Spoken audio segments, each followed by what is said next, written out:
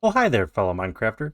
Do you find villagers frustrating? Alright, come on, I hope this works. I hope this works. No, no, where are you going? Come back! Does the thought of doing a villager project make you want to run away? Screw you guys, you're on your own! Do villagers make you so frustrated that you want to go full-on Anakin on the whole village? Then you have come to the right place. Here at the Bedrock Bootcamp Research Lab, we take our villager research very serious. We are constantly learning who and what villagers are, how we can move them, and how we can use villagers in our day-to-day Minecraft life. So grab your book and quill, your boat, your minecart, your lead, and yes, even your sword and axe as we explore the wonderful yet sometimes frustrating world of villagers. So what are villagers? Well, I'm glad you asked. Villagers are the passive mobs, like these guys here, that live in villages. You can trade with them, they will work at their workstation, they will breed, and they will interact. Their outfits change depending on what biome they are in. We are currently in a plains biome. Here are some villagers in a desert biome. Here is a savanna biome. Here we have some villagers that have inhabited a snowy biome, a taiga biome. Here we have some jungle villagers. Wait a minute. Where are they at? Oh wait, I forgot that you don't have jungle villages. There are jungle villagers, which you can get in the game if you were to breed up villagers in a jungle, but they do not spawn naturally unless you get a village that spawns right on the edge of a jungle. The same is also true for a swamp. But while we're here, we're going to go ahead and show you what a jungle villager would look like. Here's a few examples of jungle villagers and what they would look like. Now, in order to get these, you can use a spawn egg, or if you're in survival, you can breed villagers together. Now, the same is true for swamp villagers. They do not have their own natural swamp villages to spawn into, but if you get a village like this, which this is a plains village, that spawns right on the edge, you can actually get swamp villagers. Here's a naturally spawning one, but if we throw down some spawn eggs, we can get a few more just to get an idea of what they look like. Here are a few swamp villagers. There is also one more type of village that you can find. A zombie village. Now, the reason I didn't bring this up right away is because if you look around, you will see there are no villagers. So this doesn't do us very good in a villager guide video. The villages are the best way to find villagers, but they're not the only way. Every once in a while, when you're out on an adventure in a snowy tundra, just like this one, you might come across something like this. This is an igloo. Now, if we go inside the igloo, we will find a bed, furnace, random torch, a workstation. Oh, I guess that's it. I guess I was... Oh, wait, never mind. You break this block here, in some of them, you will find secret entrance. Go down it, you have a chance of finding a villager. Now, a lot of the times they will be clerics, but they could be other things because you also have a cauldron here. And then you also find a zombie villager. Now, this tells us one of the first things that we can do with villagers. If you only find one villager, or you just find a bunch of zombified villagers, there is something you can do with them. And this helps hint at it. If you come down to the bottom of one of these, you will find a chest, usually with a golden apple in it, and you will find a brewing station that has a potion of weakness. Now, why do they have those, you may ask? Well, that is because if you go over here, try best to break this thing here, throw a potion of weakness at them, and you feed them the golden apple, and wait. After about 3 to 5 minutes, they will turn back into a villager. And you can use them for whatever you need, just like any other normal villager, because at this point, they are. Might have a little PTSD after becoming zombies, but that's to be expected. Now, just that we're clear up front, be advised not all igloos will have the hidden basement underneath. You will have to check multiple in order to find what you're looking for. In your adventures through Minecraft, you may come across these guys, just like the one in the igloo. You can use the same trick to cure him and turn him back into a regular village.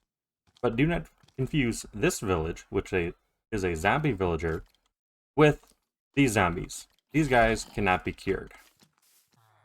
So once you find the biome for the villagers you want to use, these are plains villagers here. They come in 3 varieties. You have the baby villager.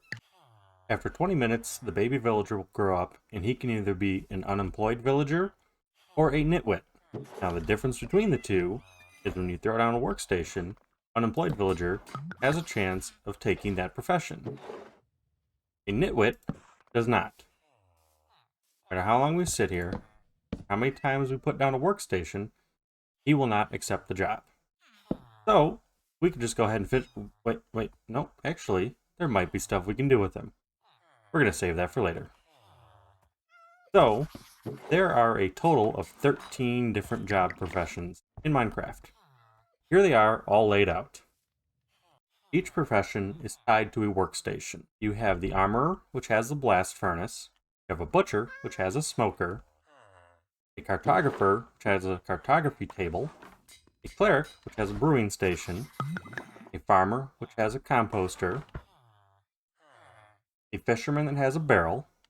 A fletcher that has a fletching table. A leather worker that has a cauldron. A librarian that has a lectern. A stonemason has a stonecutter. On Java Edition, these guys are called masons. A shepherd, which has a loom. A toolsmith, who has a smithing table. And a weaponsmith that has a grindstone. Now the real question is, why do we want them to have workstations, and why do we want them to work? Well, we don't want a bunch of freeloaders like this guy here who sleeps half the day. We want people who are going to work and give us things. If you hold up an emerald in front of these guys, they will show you things that they will trade. Now, how do you get them to trade? You go to the one you want, and we're going to pick... Go ahead and go with the librarian, since he's probably the most used, at least in my book. Click on him, and you see that he has an inventory here. This is his trading menu. If you look at the top right, you will see that he has a bar. That bar will fill up as you trade with him more. As you trade with him more, he will unlock more trades. So if we go ahead and trade a bunch of bookshelves, which is what he's offering for 9 emeralds. And I guess we need to get some paper too. Alright, now if we take the paper too, we can get him to the 2nd level. And at the 2nd level, he offers more stuff. As we continue to trade more and more with him, we will eventually level him up all the way up to level 5, which is the highest that we can get these villagers to. Now you'll notice that when I originally traded with him, he got an X between the emeralds and the bookshelf, meaning he was out of stock. But after waiting a few minutes, he was actually able to restock. They are only able to restock if they are able to reach their workstation. Now each profession has different things that they will trade for, and they can vary from profession to profession, or even the same profession. Like the librarian, he can offer different enchantment books.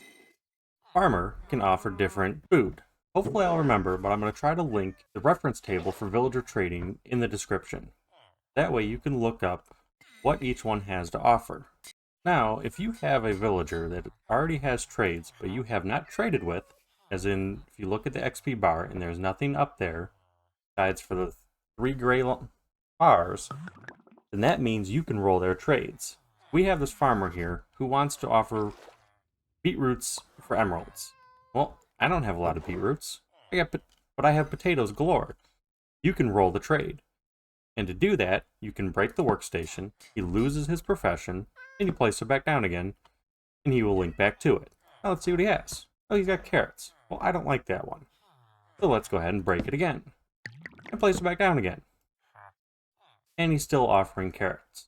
Now, you could sit there and keep breaking it, and breaking and breaking. That could get annoying after a while. And if you're in survival, and probably early game, you're using something like a wooden axe, which might take a minute. So let's go ahead and show you a little bit quicker way to do it. But for this little trick, you're going to need a sticky piston, which we're going to go ahead and place just like this, facing towards the workstation, and a lever. Now we're going to check his trades again. He's got beetroots still. Oh, we don't want beetroots. So we flick the lever once. And now he's got hay. Well, we don't want that either. So we click it again. And wait for him to link. And then he still wants wheat.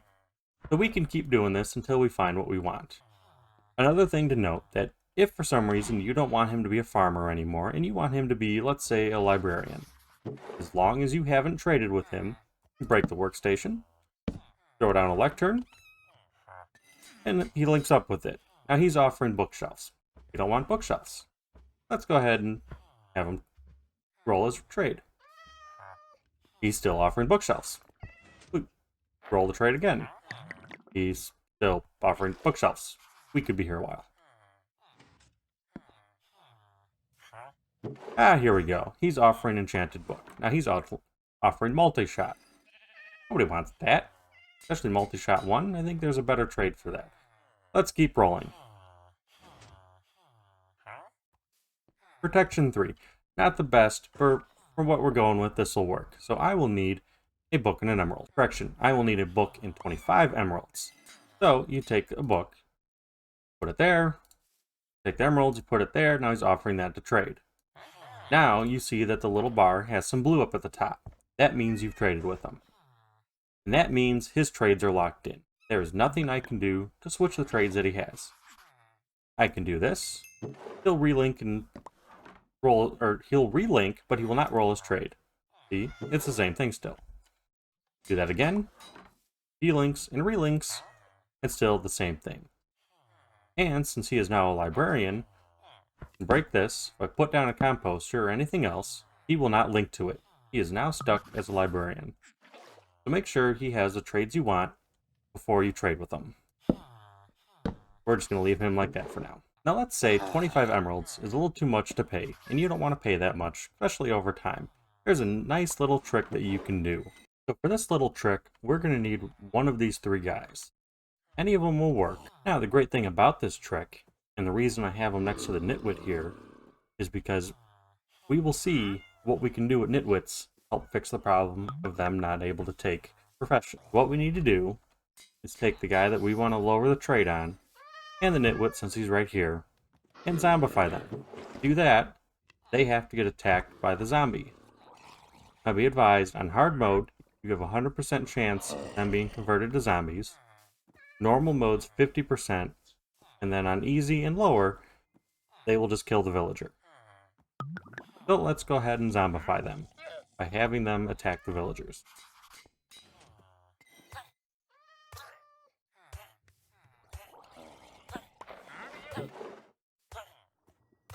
Well, now that we have them zombified, we will do just like we did in the igloo, and we're going to cure them. So again, to do that, hit them with a potion of weakness, or you can even use an arrow of weakness, and then you give them an apple. And then you wait the allotted amount of time for them to cure. And while you're waiting, make sure you have them where they cannot get attacked by the zombie again.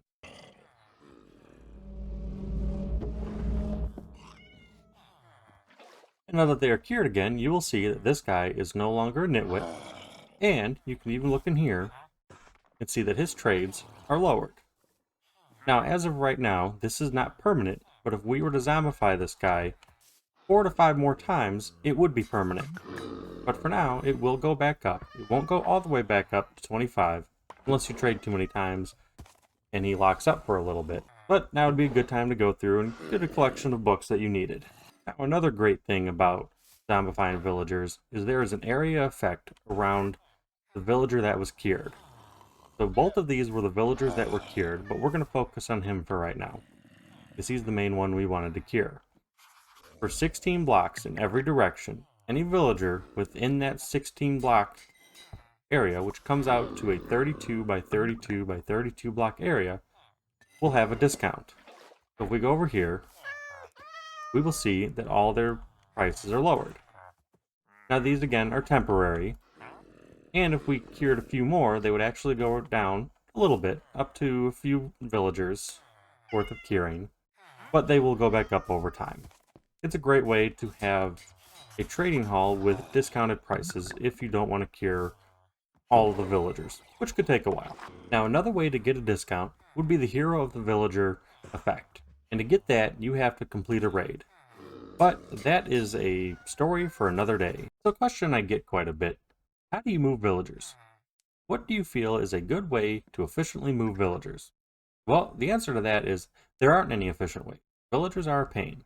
But through some experimenting and trials and errors, here are a few ways that have worked for me throughout my time. So one very resource intensive way to move them is by rails. Obviously you're going to need a lot of iron and some gold and redstone, but moving this way is a very efficient way of doing it because they really can't run away unless they get out of the minecarts. So what you can do is you get them in the minecart and you just push them on the rail and they go upon their way. So now what do you do when you get them to your final destination? Well, normally, at least for me, when I'm working with villagers, I'm trying to get them to a trading hall. And I have a little cell like this set up that I'm going to put them in. And a setup like this is nice because you have the trapdoor here and you can walk under the trapdoor. But villagers will actually get stuck by the trapdoor because it's taking up some of the block here. This thing is under 2 blocks tall, and villagers are 2 blocks tall. They cannot get out of it. So all you have to do, move your villager into there, and once he's in that little square, past the trapdoor, aim at the minecart, take out the minecart, and now he's stuck. He can't go anywhere. This is also great because when you take out this little area here, you can put the workstation right there. He can always get to it. Now, if you are still very early game and don't have resources like iron and gold and redstone and all the things you need to make a rail, you can always use the old boat method. The only problem with this method, it's extremely slow. And you run into the problem of hills, which are even slower to traverse, but I have a pretty good method that helps me get past this. What you want to do, take the boat, take it right into the corner, just like that. Take another boat, lay it sideways, and you want to make sure it's overlapping the villager a little bit. Now at this point, take an axe, the higher quality the better, and take out the boat. And a random block apparently. You don't have to worry about that part though. And then now you see, he went right into this boat as soon as the other one was taken out. So then again, you can get in it, turn it, go towards the corner, make sure you're all the way in it, get out, put the boat down again, and rinse and repeat until you get where you want to go. Another thing you can do when you're moving them with boats is use a lead. You attach the lead to the boat and you just walk, and they will follow. Now you can run into the problem of them bouncing around or coming loose, but you just got to make sure you turn around every once in a while to make sure they're still there. See, like that it broke because I went too fast. So you just go back, you pick up the lead, and you keep on moving. Go a little further, turn around, he's still there, broke loose again. So, just like rowing the boat, it is nice and slow. Now, if you're feeling really daring and really want to get them moving quicker while in the boat and the lead, attach the lead, take scaffolding, and go up. The only problem with this is they really start bouncing around, and it's hard to get them to where you want to go. Then you can go ahead and bridge out, and they should stay under you. But they look like some kind of ping pong ball or yo-yo just bouncing all over the place. And if somehow they come loose, they probably can't recreate right now, but if they fall, they take fall damage, and they can die. You gotta be careful about that. Not the most recommended way of moving them, at least in my book. The one important thing to note that if you're trying to set up a village on your own that is outside of a Minecraft village, or if you've destroyed all the beds and workstations in a village, completely erased it, these guys will not connect to a workstation. So what you have to do is you have to throw down a bed. Once you throw down a bed, he should link with it. We wait for the green particles. There we go. He is officially linked with it, making this bed a center of a village. And now he will link with the workstation. Just like that. So if you're trying to set up a trading hall, you only need one bed to link with the villager to make that area a village. And then you can link all of the villagers you want to their workstations. When I set up this area with all the workstations to show all the professions, I had to throw down a bed. Just one, and all of them were able to link with their workstation. So here at BBCR, we have one last thing we would like to talk about with this video. Some of you may remember this from my last video. This is my villager crop farm that powers an XP furnace. There's a few things I forgot to talk about in that video. One of the things I forgot to talk about is that villagers have an inventory. They have 8 inventory slots that they can put things in like crops and bone meal, and this farm uses that to its advantage. So what you do is, give these guys the crop that you want to farm, in this case potatoes, and you fill up their inventory, giving them a surplus. And when they see some potatoes that have grown up all the way, being farmers, they will try to replant it, which gives them even more inventory. So they take that excess inventory and they want to give it to somebody. Who do they give it to? This guy in the corner whose inventory is empty. He has nothing, so they want to share with him. Now, us being us, and we're trying to use these villagers to the best of our ability, we have prevented them. Fences are over a block tall, so it prevents them from being able to throw anything to the villager, and we collect it, creating a continuous cycle where they can never give him any items, but they will keep on trying. Now, when setting up a villager crop farm like this, you want to make sure that all the villagers that you put in here are what are called clean villagers. What are clean villagers, you might be asking? Well, they are villagers that have nothing in their inventory. And without being able to check their inventory, you can't really be sure if they're cleared or not unless you breed these guys. When you breed them, or when villagers originally spawn in, their inventory is clear. You have to get to them right away. It is also very important to note that you can use other crops besides potatoes for these kind of crop farms. We use potatoes because they work with an XP furnace. You can use beetroots, carrots, and wheat seeds, and they will also plant those. Now, if you use wheat seeds, they will actually make bread and try to give that villager bread, but it's a good way to get continuous food. So that's going to be all for this video. We've kind of ran on for a little bit, and there are a few more villager things I would like to talk about, including villager breeding and iron golem spawning mechanics, but those would take up way too much time and are probably worth a video on their own, if not one that's together. So if you'd like to see more videos like this one, please hit the like and subscribe button and leave a comment about some of the things that you would like to see, especially in another villager video like this one. It is our hope at the BBCRC that you have enjoyed this video and you have learned a lot. We hope this video helps you have a better appreciation for villagers and that you have more patience with them. Don't need you going full on Anakin. And until the next video, this has been Nogri at the BBCRC, over and out.